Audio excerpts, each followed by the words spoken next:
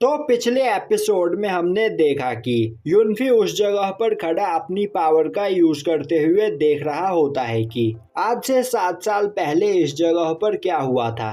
तभी युनफी की बॉडी से काफी तेज ऑरा निकलने लगता है और अब उसकी बॉडी के अंदर से एक डीमन बाहर निकलकर आता हुआ उससे बोलता है कि युनफी मेरी बात सुनो, तुम बस मुझे इस जगह से आजाद कर दो, फिर इस जगह पर मैं तुम्हें तुम्हारे दुश्मनों को मारने में मदद करूंगा और उसके बाद हम दोनों एक साथ मिलकर इस पूरी दुनिया पर राज करेंगे। जिसके बाद वह डीमन दोबारा युनफी के अंदर घुस जाता है और उसे पुराने फ्लैशबैक याद दिलाने लगता है, जिससे युनफी को गुस्सा आए। अब युनफी को एक फ्लैशबैक याद आता है जिसमें कई सारे लोगों ने उसे चारों ओर से घेर रखा होता है और उससे बोल रहे होते हैं कि युनफी तुम लिंगलोंग को हमारे हवाले कर दो, वरना हम तुम्हें आज जिंदा नहीं छोड़ेंगे।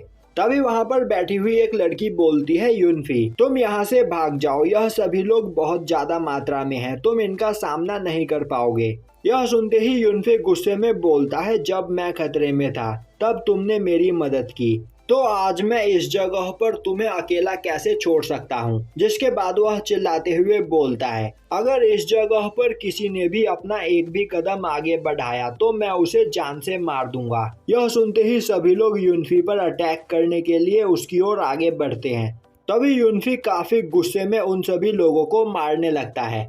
अब दिखाया जाता है कि प्रेजेंट टाइम में वह डीमन धीरे धीरे युनफी की बॉडी पर कंट्रोल कर रहा होता है, जिससे युनफी चिल्लाता हुआ बोल रहा होता है मैं इस जगह पर सबको मार दूंगा, किसी को भी जिंदा नहीं छोड़ूंगा। जो देखकर वह लड़की युनफी के लिए परेशान होने लगती है।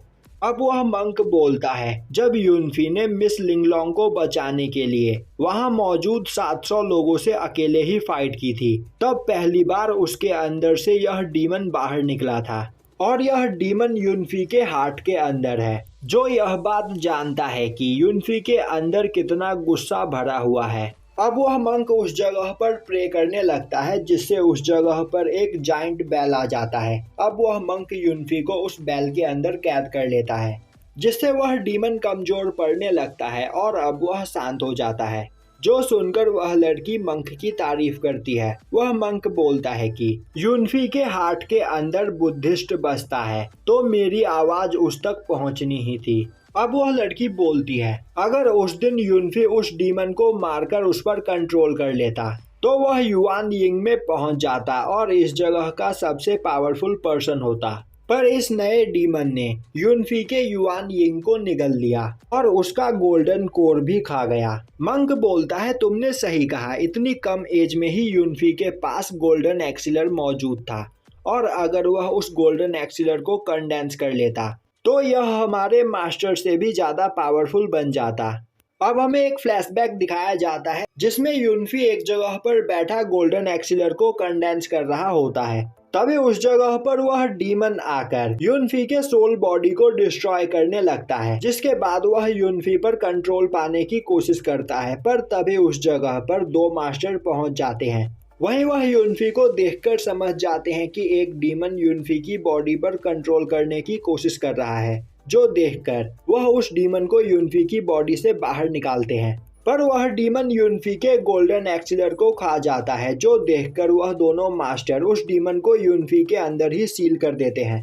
अब यह देखकर युनफी का मास्टर परेशान हो जाता है और बोलने लगता है युनफी सच में एक जीनियस है और वह इतने सालों से लगातार मेहनत कर रहा है, पर आज इसके साथ यह हुआ और उस डीमन ने इसके गोल्डन एक्सीलर को भी खा लिया है। तो अब इस जगह पर युनफी को जिंदा रहने के लिए उस डीमन के साथ ही रहना होगा। अब दिखाया जाता है कि प्रेजेंट टाइम में युनफी अपनी पावर का यूज करके उस डीमन को दोबारा सील कर देता है, जो देखकर सभी लोग खुश होते हैं। तभी युनफी उठकर वहां से जाने लगता है। वह लड़की युनफी को रोकने की कोशिश करती है। युनफी बोलता है मैं इस डीमन को बाद में देख लूंगा, पहले इस जगह पर मुझे मेरे पेरेंट्स के कातिलों को ढूंढना है। वह मंक बोलता है पर तुम्हें उन लोगों के बारे में कुछ भी नहीं पता है। युनफी बोलता है कोई बात नहीं, मैं किसी न किसी तरह तो उन तक पहुंच ही जाऊंगा। और वह 3 आदमी सच में काफी ज्यादा पावरफुल थे, तो बस मुझे यह पता करना है कि वह तीनों कौन थे। तभी वह लड़की बोलती है पर टियानवू अंपायर में इतना पावरफुल पर्सन कोई भी नहीं है। और अगर कोई इतना पावरफुल है तो उनसे फाइट करने के लिए युनफी को तैयार होना होगा। और अगर उस डीमन ने इस जगह पर दखल नहीं दिया होता तो तुम्हें पता चल जाता कि आखिर वह तीनों कौन है, जिससे तुम्हारा काम आसान हो जाता। युनफी बोलता है मुझे इससे कोई फर्क नहीं पड़ता, मैं अभी एक एक करके यहाँ पर मौजूद उन सभी लोगों पर अटैक करूंगा जिन पर मुझे शक है, जिससे मुझे यहाँ पर कोई ना कोई क्लू जरूर मिलेगा। वह मंक बोलता है युनफी तुम्हें इस जगह पर आराम करना चाहिए क्योंकि उस डीमन ने तुम्हारे बॉडी को काफी ज्यादा डैमेज किया है, तो पहले खुद को हील करने पर ध्यान दो, वरना वह डीमन दोबारा से तुम्हारी बॉडी पर कंट्रोल करने की कोशिश करेगा। यह सुनकर युनफी तैयार हो जाता है। अब हमें दिखाया जाता है कि अगले दिन एक तितली उड़ती हुई उस लड़की के पास आती है। वहीं इस लड़की ने अपनी पावर का यूज करके इस तितली को बनाया था, जिससे यह उन लोगों का पीछा कर सके जिन लोगों ने क्वीन युआन को मारा था। और अब उसे पता चल जाता है कि क्वीन युआन को मारने के बाद वह तीनों लोग कहाँ गए थे, जो आकर वह युनफी को बताती है। युनफी बोलता है तो वह सभी लोग डुलोंग माउंटेन से आए थे। वह लड़की बोलती है तो क्या हमें उस जगह पर जाना चाहिए। युनफी बोलता है डुलोंग माउंटेन के लोगों ने क्वीन युआन को मारा है, इसका मतलब उनका भी क्वीन युआन के साथ कुछ लेना देना था। पर उस जगह पर जाने से पहले हमें टियानजिन पवेलियन जाना है और मुझे पूरा यकीन है कि उस जगह पर मुझे मेरे पेरेंट्स का कातिल जरूर मिलेगा। अब हमें दिखाया जाता है कि एक जगह पर कुछ मार्क्समैन एक लेडी को युनफी के बारे में बता रहे होते हैं।